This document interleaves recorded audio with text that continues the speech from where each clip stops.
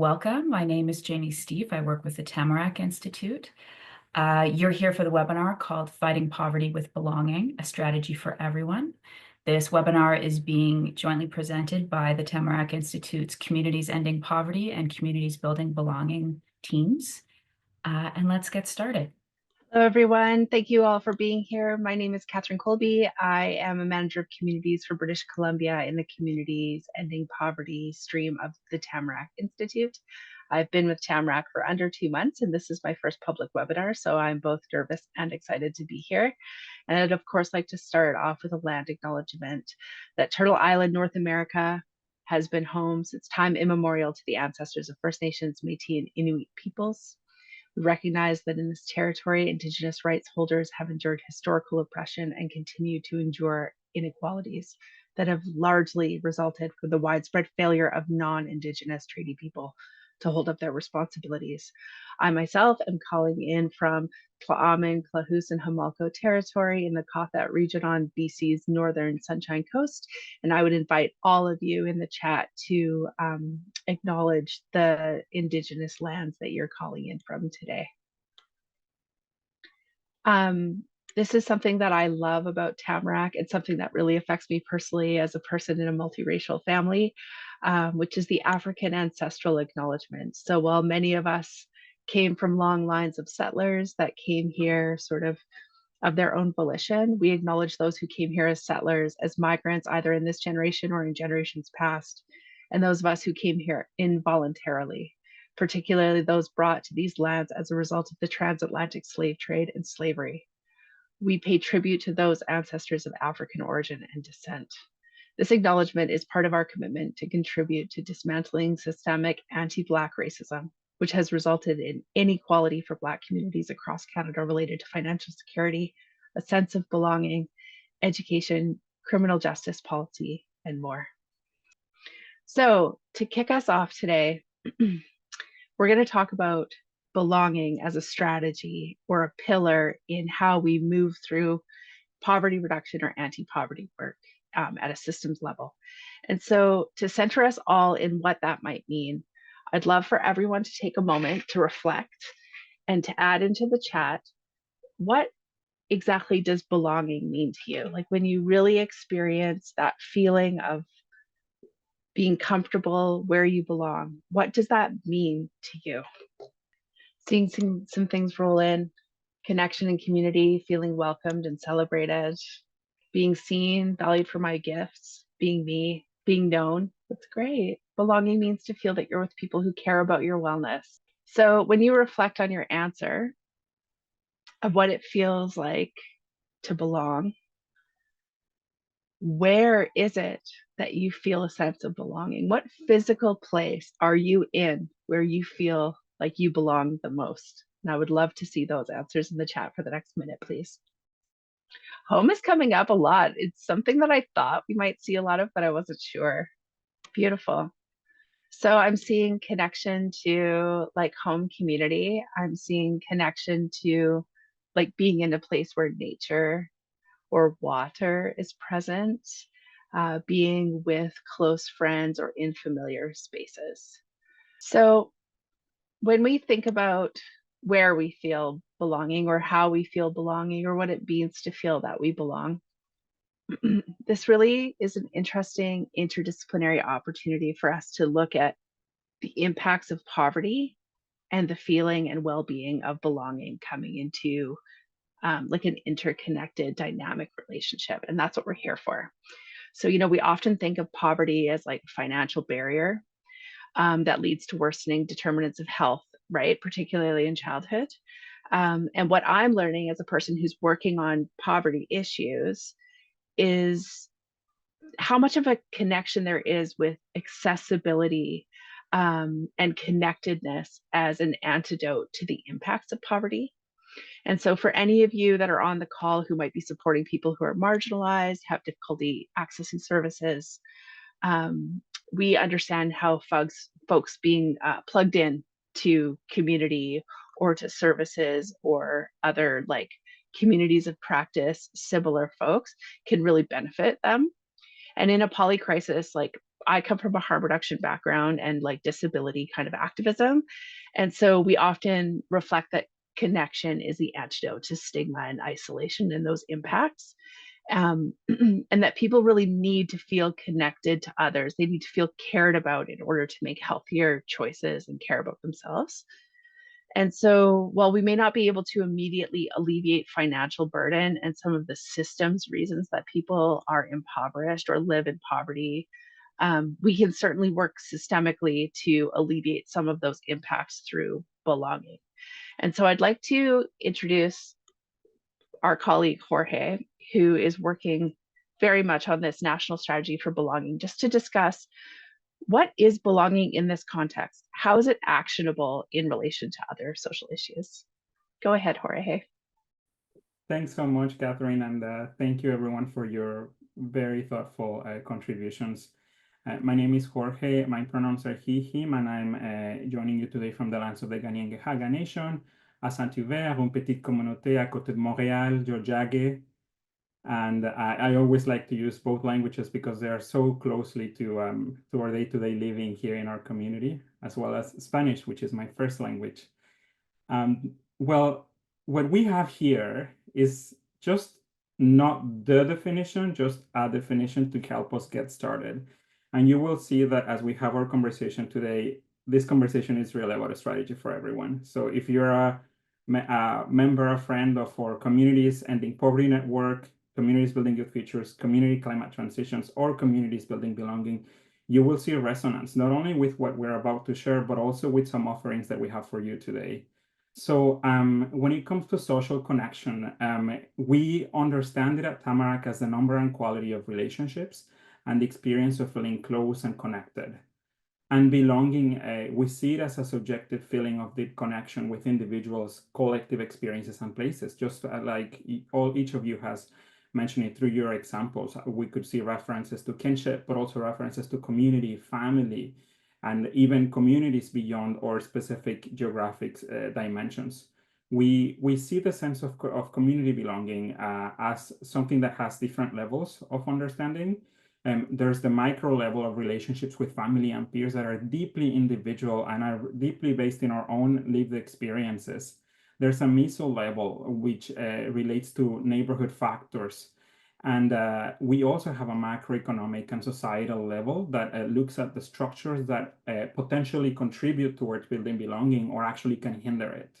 So with the stories that we're about to share today, we want to show you what is possible when we're working at these three different levels. And at the same time, when we are aligned towards a shared goal of really activating belonging rooted in community and guided by community leadership, community vision, and community aspirations. So the next slide has some lessons learned from recent conversations with our friends from the Communities Building Youth Futures Network. And would it be possible to move to the next slide? Awesome, thank you. Thank you, Jamie. So we had these wonderful conversations in February with youth leaders from the Communities Building Youth Futures Network, and we reflected on the healing effect of community and connection. We heard that governments, organizations, and institutions have a role to play as facilitators, amplifiers, and connectors. In assuming this role, it's critical to address power imbalances. We also heard that we need to meet people where they're at. We cannot rush people to do this work, especially belonging, given how deeply individual it is and how it's also influenced by our current systems and structures. We really need to be patient to understand where individuals are coming from if we're truly trying to address polarization and the disconnections that the pandemic has just highlighted even more.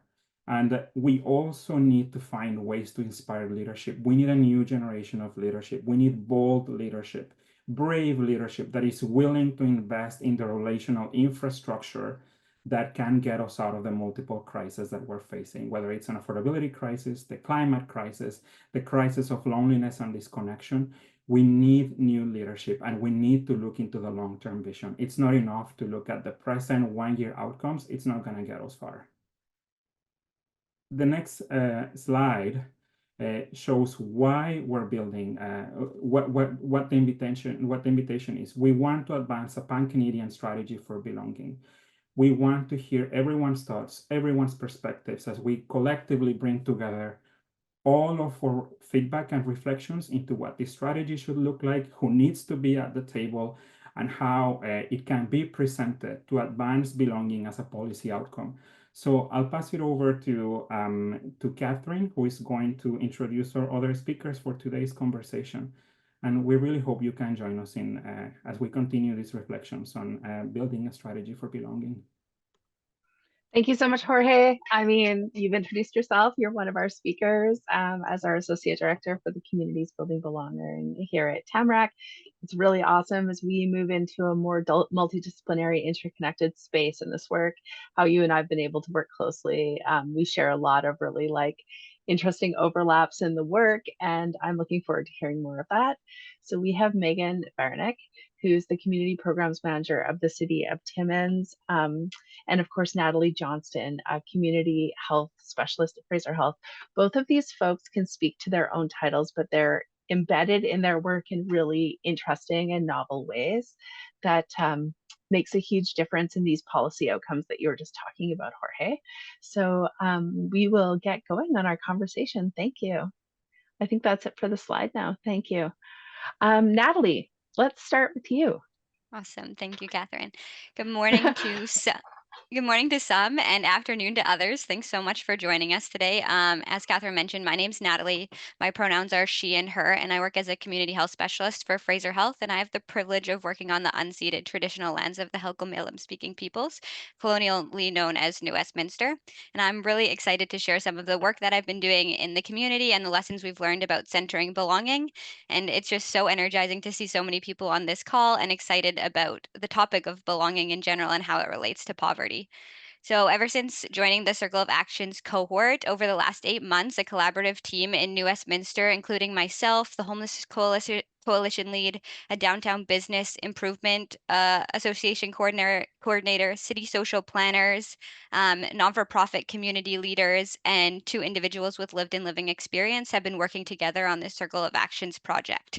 So we were really excited about this project because we thought in New Westminster, along with I'm sure many of your communities, there's a big challenge of divisiveness, and that comes from issues like housing, the toxic drug crisis, and mental health. And it often creates really strong divisiveness between different groups. And a lot of that comes down to who feels they have the right to belong in a certain space. And the reality is that we really want everyone to feel like they can belong, as particularly in our downtown core. So by using belonging as a lens, we wanted to shift the narrative, moving away from focusing on negative and deficit-based views that people have in the downtown core. And instead, we decided to ask the question, how can we bring people together? How can we connect diverse groups of people, residents, and businesses, and people that are unhoused, and share the idea of belonging?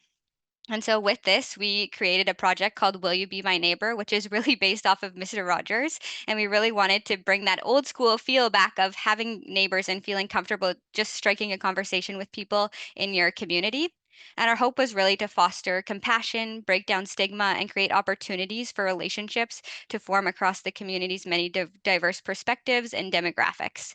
And in doing so, we really believe that we can create a space where everyone feels like they belong, because when people feel like they belong, they're really more likely to engage in their community and the shared well-being of our community. Wow. And through this project, there are so many challenges and lessons, don't get me wrong. One of the first things we learned is scope of project. As so many of you mentioned, belonging means something different to different people. There's so many definitions of belonging, and that's a really big goal to approach belonging. And it's really challenging to figure out where to start. And so the goal was to shift the conversation in the downtown core away from the divisiveness and just to a more positive conversation. But we quickly realized that a year and an 8-month cohort isn't necessarily realistic to achieve those goals. And that goal is kind of more of a long-term 5-year plan, because shifting social dynamics and perspectives takes a long time. So we had to be realistic about that. And so we really decided to narrow our focus down and create small, tangible opportunities for people to come together. And in doing that, we created a few short-term like action plans kind of things. So the first thing we did was we went out to existing community like working groups and spaces where people gather, and we just had discussions and asked people what it means to belong, where they feel a sense of belonging in New Westminster. And these conversations really helped us understand people's experiences and concerns. And then one of the things we learned through the cohort was how important it is to find diverse community connectors. And so through our team, we created a relational database is what we call it. And we kind of brainstormed as our working group, who are the people that we know that are really embedded in the community and could help us connect to other people, because we really want this work to be sustainable. And that means that we have to get the community involved in moving it beyond just our core project team. And so we were really hoping that these connectors could bridge the gap and help us reach a larger audience and ensure the work is sustainable. And then from there, we've been organizing a couple of community events, and these events were really just about having fun and creating opportunities for connections and breaking down walls. So we started with a really fun event called like a laughter yoga event downtown at Pier Park, and we invited anyone in the community. And then we did it in a public space so that people walking by might feel interested in joining in. And really, it was all about everyone committing to acting silly and laughing in public. And we didn't really have any conversations or anything. It was just about creating a shared experience. And then during Homelessness Action Week, that we had a lot of events in New Westminster. So we decided one evening to host a conversation cafe, and we brought people together just to have different conversations about how the community felt that we could build belonging. And ultimately, from that, we would really want to find people that would be interested in sharing their gifts or skills with the community and support them in hosting events surrounding those gifts and passions. And looking towards the holiday season, we're planning on having open mic night with a belonging theme. And so the objective of these kind of short-term impacts was really just to bring people together to share their stories and their experiences and help to foster shared understanding, because we really feel that part of belonging is having people listen to each other and see everyone as more than just a label that we often put on these different groups. Um, and so really our goal was just to have people feel connected to the community, because when people feel like they belong, they're more able to engage in activities and collective well-being for the community. And really the key to poverty reduction can be belonging, because belonging isn't just a nice to have, it's a social determinant of health. And when people feel supported and connected, they're able to contribute their skills and knowledge to the community, and then we're able to have more collective action. And in New Westminster right now, we're really in a unique situation where the city is currently redeveloping their poverty reduction strategy. They're creating a downtown livability strategy. There's a homelessness action strategy going on. And our city council really made belonging a key priority for them for over the next, their term is 4 years, but the next 3 years, which is so important and powerful, because it means that our council is supporting us in doing this work. And it really gives us the opportunity to prioritize relationships, trust building, and community-led solutions in all of these strategies that we're working on. So really, for us, the work is really just getting started, and we've just started with the community connecting piece, but we're really excited to see the momentum build. And even though we haven't seen a change necessarily in the conversation downstairs, downtown, there is small impacts that are happening, and we really look forward to the future, like our long-term goal of 5 years, and seeing where this can go.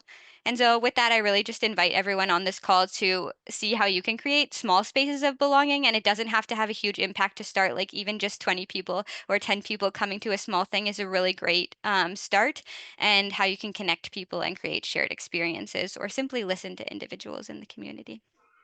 Thank you so much, Natalie. I love that you highlighted this idea that a sense of community connectedness is a core determinant of a social determinant of health, that may have like far-reaching effects outside of that, right? From stigma reduction, which can then increase an entire population's social determinants of health. It really is a bit of a domino effect. So thank you so much also for just telling us a little bit about your place-based collaboratives that centering belonging to tackle poverty reduction. The New Westminster Poverty Reduction Plan is really interesting. There's actually an entire section that's just on belonging initiatives. And I recommend anybody that's working through their journey mapping or their regional poverty reduction planning to take a look at New West. They just are blowing us away every day. Meagan, thank you so much for being here. I'd love for you to talk a little bit about how you're embedded in the work of Timmins, and then just discuss, a little bit about poverty, exclusion, and isolation intersecting in your community, and your community intervention this fall that brought residents together, especially in this idea of community safety and community belonging, echoing sort of what Natalie's on. Thank you. Thanks, Kathryn. My name is Meagan Baranyk. I am the Community Programs Manager with the City of Timmins, and my pronouns are she, her. So I've had close to 20 years working in social services, and then 3 years just with in the municipal setting, which is what I'm doing currently. So I've had the opportunity to lead initiatives that blend the boots on the ground impact with strategic planning as well. So one of my key projects is the Community Safety and Wellbeing Plan. So it's a 4-year framework focused on essential areas like youth engagement, addiction and mental health, homelessness, and gender-based violence. So this plan allows me to integrate safety and well-being into each pillar. So as the municipal lead for social services, I see firsthand how poverty, as Kathryn noted earlier, goes just beyond economic conditions. So it's an ongoing barrier that affects individuals' access to safe housing, quality healthcare, community resources, and it often determines their quality of life and, of course, how they're able to really participate in community life. So when individuals face poverty, they're not only financially limited, but they're often physically limited. They're socially distanced from the heart of the community, whether that's due to a lack of accessible spaces or the stigma that they may experience. So this creates a cycle of exclusion, and then people feel that they don't have a place or a voice in the community. And when we look at exclusion, it's about, again, more than just those physical spaces. It's about feeling disconnected from opportunities to contribute. It's the opportunity to socialize or to feel valued. So, often over time, this exclusion becomes more pronounced, and it leads to that isolation, and it affects mental health and fosters that sense of disconnection. So in response to these challenges, our municipality initiated a community mural project in September. So this mural wasn't just a piece of art, it was a project where residents came together and we created something that was meaningful. So people from different backgrounds and different experiences came out to paint, and they shared their stories, and it provided a space where individuals could be seen and they were heard, and then it fostered as well that conversation that helped people feel connected and proud to be there. So it was really powerful to witness the transformation as people began to not just recognize themselves as individuals isolated in a community, but rather they were like vital parts of that collective shared community, even just for those 2 hours. True belonging in that sense means people feel valued every day, right? So in every interaction with their environment. And again, this looks like designing public spaces where people could sit and gather comfortably, creating that pathway and that space that invites interaction rather than the isolation.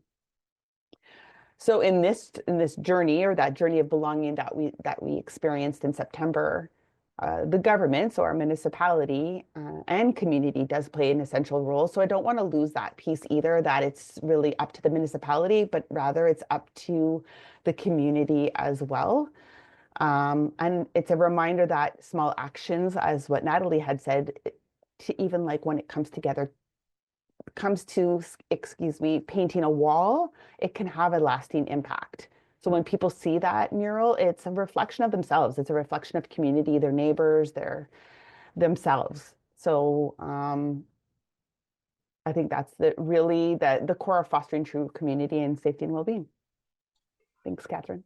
That's awesome, Meagan. So it sounds like this event and this project really helped people be reminded of their own ownership inside of their communities and their ability to feel like welcomed into public spaces to make a mark that lasts. And I think that that is a really important thing. We know that we ourselves, we have like even civic pride, or like we are able to look at something that was created and think, oh, I had a hand in that. There is something that's so energizing and kind to the heart about that. Thank you so much for that. Jorge, can you just talk a little bit about some tips, tricks, strategies that residents and local initiatives? So how can residents and local initiatives play a vital role in fighting poverty through belonging? And I'm hoping that you can share some examples of inspiring work that you're following right now, given your work with all of these folks and folks beyond this room. Sure, thank you, Kathryn, and also thanks to everyone for their contributions through the chat. That deeply resonates with our experience collaborating with communities through our work on building belonging at the Tamarack Institute. I want to start by just highlighting some of the comments from Natalie and Meagan from Natalie on the belonging is not just a nice to have, and it couldn't be further from the truth. We all experienced what happens when we don't have belonging. And let me just remind you of 2020 and 2021. And on a personal note, I had family losses due to the pandemic. And my partner didn't have a job because of the lockdowns. And my partner and I were immigrants to this country. We experienced structural barriers to accessing jobs, to accessing opportunities. And this is just a very personal story to give you an example of how many individuals, whether you have you're a single mother or a single father, whether you are suffering from domestic violence, unemployment, or so many other structural challenges that we're familiar with, all of these challenges, they just amplified between 2020 and 2021. Everyone was mourning something. So I just want to invite us to really ground ourselves on what it felt when belonging was absent. So it's not a nice to have, it's a must have. And this is why we have these two amazing speakers to share their perspectives with us. Because to Meagan's point, poverty goes beyond economic resources. It's really about building those connections to, it's really about understanding it through a holistic lens. And when we have opportunities that, when we enable opportunities for local champions to lead change, magic can happen. So how can we play a vital role in fighting poverty through belonging? By making by creating opportunities for individuals to lead change, by really believing in the power of community connectors. Through the Circle of Actions, we were really intentional in understanding what it takes to be a community connector. And everyone can do it. You just need to have the willingness to lead change and to collaborate. And we need to create those opportunities for individuals to lead change. We had these 13 amazing teams, and each of them were doing fantastic work. And as our colleague Njoki and also Meagan reminded us, it's not about like having a big complex project. Small steps make a huge difference. We wouldn't be here without the individual support of so many people to advance the strategy for belonging. We started with 300 people. We are now over 820 individuals as I was looking at the numbers. So magic can happen when we come together. So we need to celebrate the power of community connections. We also need to meet people where they're at, as I said earlier, especially during these moments of polarization. We're all experiencing anger and frustration, and it's very valid. Let's not diminish those emotions, and at the same time, let's find a way to move forward and to co-create rather than destruct. Let's also celebrate stories of communities leading change. I'll tell the story of Lenka Velkova, who is also an amazing participant through the Circle of Actions, who's leading work in Laval, building a community oven. I'll also tell you the story of our dear friend Ksenia from Good Network Kitsilano in Vancouver, who's also building this community connectors program locally and trying to make Kitsilano the most active and engaged neighborhood in Vancouver. So there are so many stories that we can tell to really cultivate inspiration, cultivate energy. Change is possible. Change is happening. We just need to see it and celebrate it, and also resource it. The last thing I'll say is that the role of design is really critical in achieving impact. So when we think about actions, we really need to be intentional in how we are designing our processes to get there. During Engage Fest at Tamarack, we had George A. From Greater Good Studio, an organization that I really encourage us to look into if you're curious about design thinking. And he reminded us that design can really be a force for greater good. And I also find inspiration from the work of the Othering and Belonging Institute south of the border. They are building these great partnerships between researchers, but also communities, individuals, and governments to advance belonging as an outcome. Again, it's not a nice to have, it's a must have. And so I'll pause there because I said a lot, but I'm happy to continue the conversations anytime. Thank you, Jorge. I'm actually just putting the Greater Good Studio. Oh, there you go, Jamie. Thank you very much. In design. So that's actually an excellent segue into the conversation that I'm hoping each of you can connect to, which is you just mentioned about designing processes. This is something that we've heard as a theme moving through this period. So I guess what can we as community leaders do to build belonging into strategies and actions? And Jorge, I'd like to actually start with you here. And then I think we'll go around from you to Meagan to Natalie. Does that sound good? Sounds good. Yeah. So my colleague Heather wrote this beautiful article on belonging and poverty, the interconnection that is present there. And from one of her reflections, awareness came up as a big thing. Just shifting awareness and will, which means raising awareness about the importance of belonging and diversity and inclusivity, can really make a difference when we're thinking about getting into concrete strategies and actions. Awareness means, again, shifting away from the belonging is this nice fluffy thing to this concrete outcome that we must strive for if we're truly working on community well-being and poverty reduction efforts. It also involves removing stereotypes and fostering empathy to bridge divides. The lesson that I learned from my colleague Heather is that we need to meet communities where they're at, and we need to make people feel seen and valued and cared for. There's also another piece that I like to share, which is about the role of building the role of community engagement and doing this work, building authentic community engagement.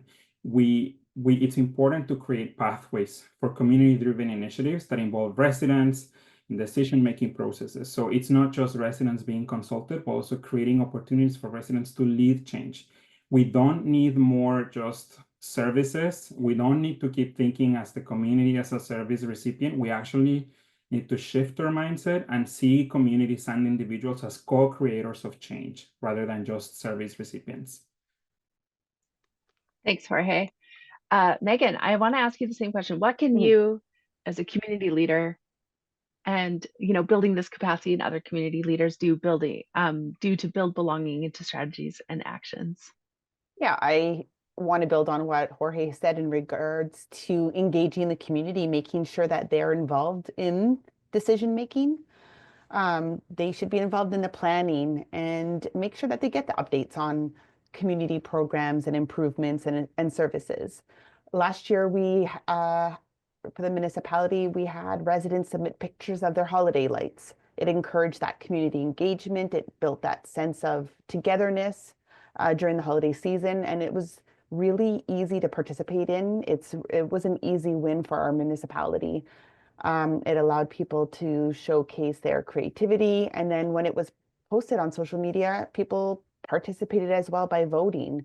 Again, it's just about what Jorge said, empowering residents, giving that extra extra level on engagement, and it gave that connection to the event and sense of ownership to any outcome. So whether it be Christmas lights, holiday lights, or an art mural, make sure that you engage the community in it. Thanks, Megan. When I was working in supportive housing, all of our new residents, we would get every year to do like a door decorating contest around all the different holidays. And it just made people feel so at home. So I can only imagine what that would do like on such a larger scale. Natalie, I'd like to come around to you with the same question. Awesome. Yeah, for building belonging into strategies as community leaders, I think one of the most helpful things is, as I mentioned earlier, one way is just to break things down into smaller pieces, because belonging and poverty reduction are both really big goals, and that can be really challenging to approach. So I think try and find something small and actionable that you can work on, like just by hosting a small community event and then building from there, and then really engaging those community connectors. I think that's how you really create sustainable actions and move forward. Yeah. I'm curious too, because you did mention the downtown. Megan, I know you and I had a conversation about kind of community crime, and it's actually not about creating an antithesis to like safety, crime, whatever that looks like for people in like downtown cores across Canada. It's actually really a lot different and bigger than that, which may have some community safety implications.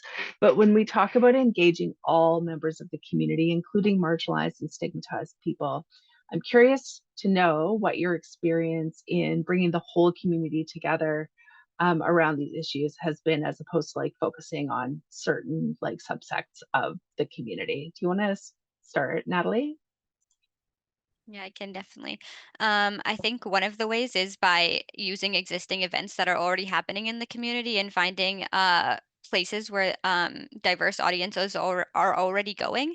I think with our laughter yoga event, we went to Pier Park instead of asking people to come to us. We knew that was a place where people often gather in the evenings and things like that. And so we really wanted to host that event in a space where people already are and that is accessible for everyone in the community to go. It's a free space, it's a comfortable space, and we know that people are already there. And then I think also, again, involving individuals with lived and living experience in the community that come from a different perspective and having them be able to make decisions and really be involved in the planning of this work allows us to address equity and diversity a lot better than designing from a top-down approach. I think really getting community members involved is the key to that. Again, would you add anything? Yeah, definitely going beyond traditional meetings, the traditional consultations.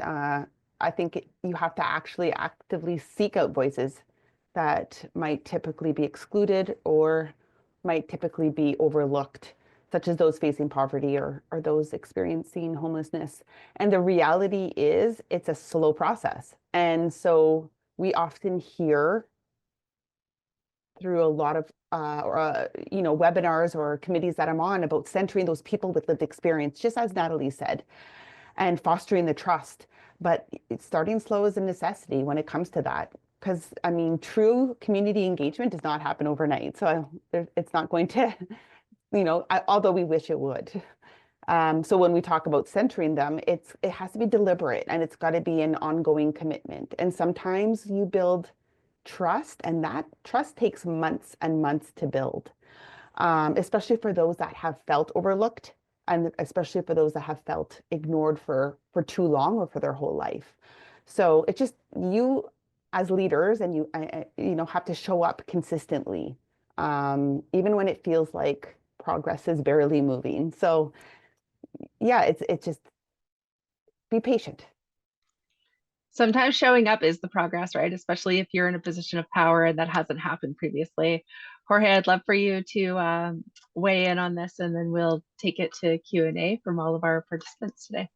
Sure. I'll just add on one last piece on the power of places. So we need to build spaces for communities to connect, for individuals to connect, for especially those that, just to Megan's point, those that have been left out for way too long or overlooked for way too long. We need to create spaces for them to feel like they can engage and participate in those processes. And as we create those spaces, as Meagan said, we need to acknowledge that this is not going to happen immediately. Whoever thinks that building community engagement or building belonging happens from one day to the next one, no, unfortunately, that's not the case. There's trauma in this work. There's exclusion that has happened, and it requires care. And care cannot happen fast. It has to slow down. We have to listen, and we have to create spaces where the community magic can happen. Simple things from having a community intervention in a park, just whether it's a celebration or just a block party, it could really make a difference. And ensuring that each individual feels that they have ownership, that they have agency to participate and to shape those activities. Thank you, Jorge. We actually have our first question in the chat from Amy.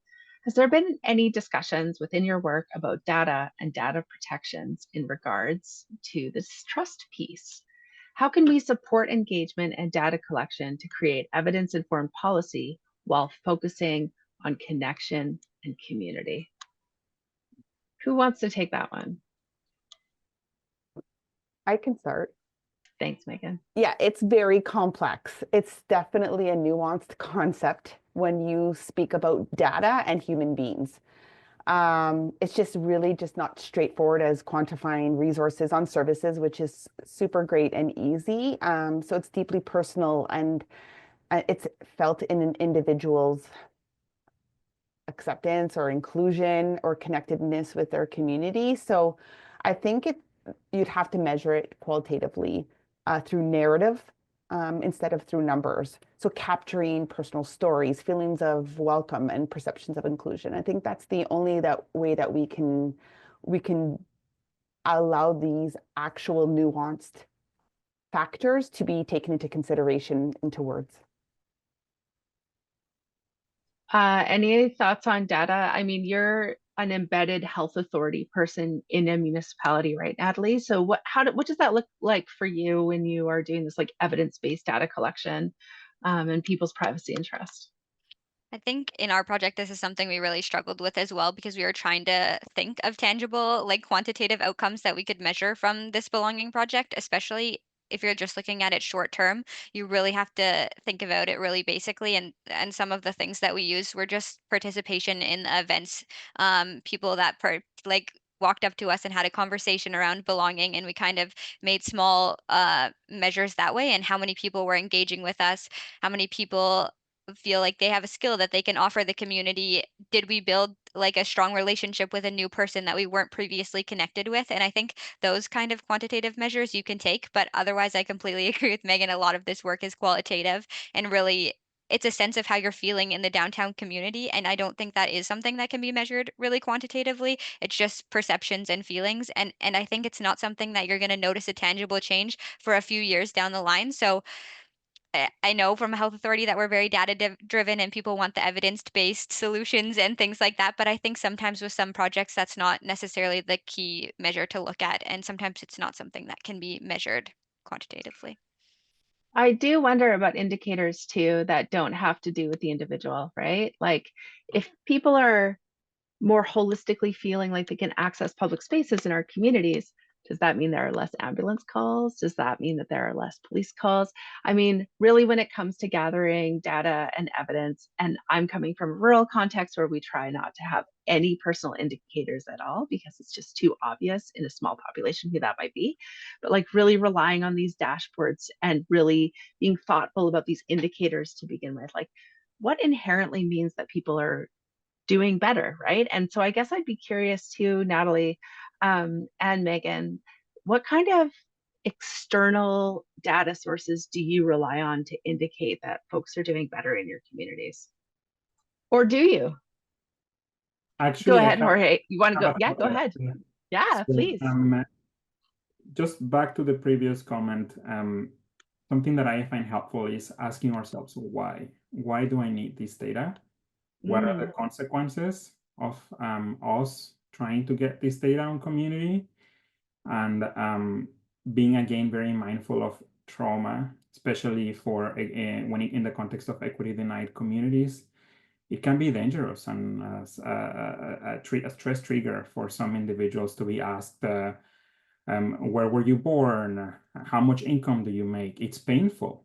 And so we really need to understand why we're trying to do this, and are there any existing data sources that can help us do this work? So through our work on belonging, we've been relying a lot on data from StatScan from 2021 onwards. There's lots of great stuff there. Also the Angus Reid Institute, the Global Center for Pluralism, and the Belonging Forum have great data sources on belonging. I would encourage anyone who's interested about data to look into that, and then see if your questions can be answered through that data. And if not, how can we collaborate? What have we learned through our work before actually asking something else from individuals to do that can trigger some pain from lived experiences of othering? So that would be my thought. And it's an ongoing conversation, right? Data and consent plays a huge role in how we get. Totally.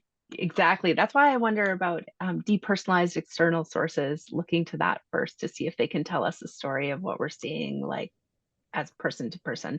And I see this, another question about data regarding sources, how we find it, what are the indicators. So actually, you know, Jorge, maybe this means another webinar for folks on how to develop indicators of belonging in our community in a really practical way.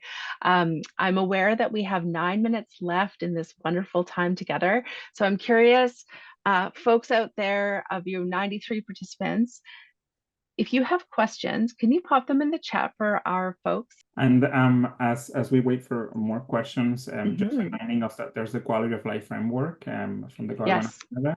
It has they've done a great exercise at developing indicators and ways to start assessing quality of life more broadly, including belonging.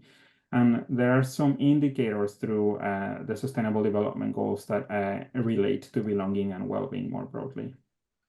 The quality of life framework has also been adopted by the federal government, correct? And lots of regional and municipal smaller governments as well, my understanding? Yes, yeah. Okay. We hosted a webinar in July, and you can find the recording through our website. Maybe we need another conversation on that. I'm just looking if there's any questions that I missed in the chat here. There's a lot of really amazing comments. I'm looking forward to sending out this recording, and we'll include the chat transcript as well, because there's a lot of resources in there as well as some interesting conversations. Given that we are running a little bit lower on time, there's the quality of life framework right there. Thank you, Jamie.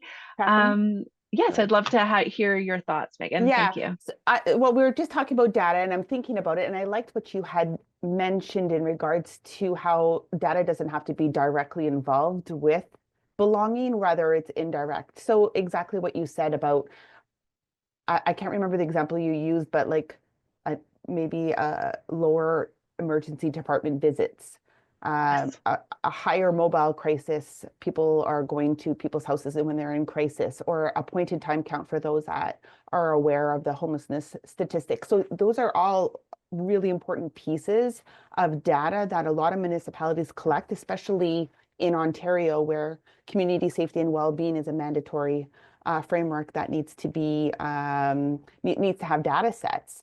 So I strongly urge you look at those data pieces, and then those can most definitely indirectly affect belongingness when you see those data pieces improve. So Natalie, awesome project. The fun and joy dimension of the activities are really liked. Can you comment on how you addressed equitable access and diversity? Who is the project for?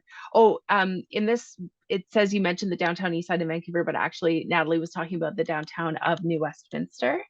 And how did you address systemic gentrification in these neighborhoods? And actually gentrification is a big question for New West as well as everyone, I think, if you want to just briefly give an overview. Yeah, I think I tried to answer this question a little bit earlier because I saw, but you asked another question that was kind of related as far as equity and diversity. But as far as the gentrification piece, I think that's a big piece of why we're experiencing a lot more divisiveness in the downtown core is because of the gentrification in New Westminster. And I think the way that we're addressing that is just trying to see how everyone experiences belonging and where is a place in the downtown that they do experience belonging, and trying to use that moving forward in the work and really take the perceptions of the community into the work that we're doing. In order to change the feeling, like realistically with belonging projects, and our team at this point, it's hard to make any really big changes. Like we can't change the actual landscape or the buildings or anything like that. So it's really more of a sense of a feeling that we're trying to create, and a connection between neighbors. And we're doing that through some of our climate change work and some of our other work as well. And so I think just tying it into all of the other strategies that we're working on is how we're trying to address that. So seeing belonging is a common thread that goes through all of these polycrises. Yeah, Exactly. very interesting. Meagan, Adam asks, this session has been very regional and municipal government focused. Is that because you see regional municipal government as more stable institution in communities, especially in remote and rural communities, for the delivery of long-term change programs? Can I answer that? You can. Okay. Yes and no. I love this question. We see a lot of hope, optimism, and energy in municipal governments driving change. Whether it's belonging, climate change, there is a lot of momentum going on, and we're so grateful for local governments for stepping in and showing up courage. There's work that needs to happen at the regional and the federal level, and as you can imagine, just by naming public health, we can get the sense of how difficult it is to all come together in agreement on how we're going to build belonging in the context of public health, health outcomes, and community well-being more broadly. We need all governments to the table, but at the same time, we need to understand that communities have the capacity to lead change. And when we say communities, we are referring to each of you as individuals. Each of you can be a change maker, and we need each other. We need to do it together. We cannot expect for governments to fix it on their own, and governments cannot expect for one person to figure out an issue that we've been struggling with for years and years. So that's a high-level answer to the question, which I love, and I would be happy to continue that conversation one-on-one. I think that's actually another conversation. Go ahead, Meagan, person that's been working in city yes for 20 years. 3. I'm a yes and no as well. So the governments have to go beyond this formalized structure and policy. So that's the part that we struggle with, right? For governments to actually listen and reflect the voices of all community members, especially those that are marginalized. So yeah, stability is a very subjective word. So to me, it means establishing this dependable, inclusive spaces and programs that promote connection and respect. But I think government efforts definitely can nurture a sense of belonging, but at a municipal level, that's what we're trying to do. Yeah, and I think like a lot of folks that are working in municipalities or regional governments would agree that provincial, even national social issues are being downloaded on them to solve. Right. And so if we really look at ourselves as experts in our own lives, certainly our municipal communities are hearing us as local people, right? So we are now at the 10:58 mark. There's a couple more questions that we can answer through some of our resources in the chat. So we're just going to wrap up here. First of all, this was a very short amount of time to tackle such a big topic, but I really, as we become more interconnected in these polycrises, I'm hoping that we're going to be able to have more of these times to share these issues coming together, practical tips and different ways of addressing them together. So in a few days, you'll receive our follow-up, which will include a link and a recording, as well as the learning and engagement opportunities that were mentioned. At Tamarack, we're always trying to improve our webinar experiences. You'll receive a link to the feedback survey. Also, you can email Jamie at tamarackcommunity.ca. And she also put something in the chat. Jorge, do you want to make a final plug for? Yes, thank you, Kathryn. So just as a reminder to our communities ending poverty friends, we have this virtual conversation happening on November 19 in a couple of days, in which we're inviting you to just share your thoughts on what the strategy for belonging should include, who needs to be at the table. And as I have mentioned several times, we need every person's voice. Every voice counts, and it's so important for you to be part of these conversations. And these conversations are designed for you. So we also have an invitation in case you'd like to participate in a very fun activity that, as I said, this is a strategy for all. So now this is from our friends at Community Climate Transitions. They're hosting a multi-solving exercise on the 21st of November. So a multi-solving exercise on November 20th. Hopefully you can join us. We're going to have more conversations with friends from across the different networks in the new year. So we hope to see you there as well. And that's it for now. So over to you, Kathryn, so you can say goodbye to all of us. So grateful to all of you, and I will see you all very soon, I hope. And I'm hoping this is going to be one of many of these key discussions to come.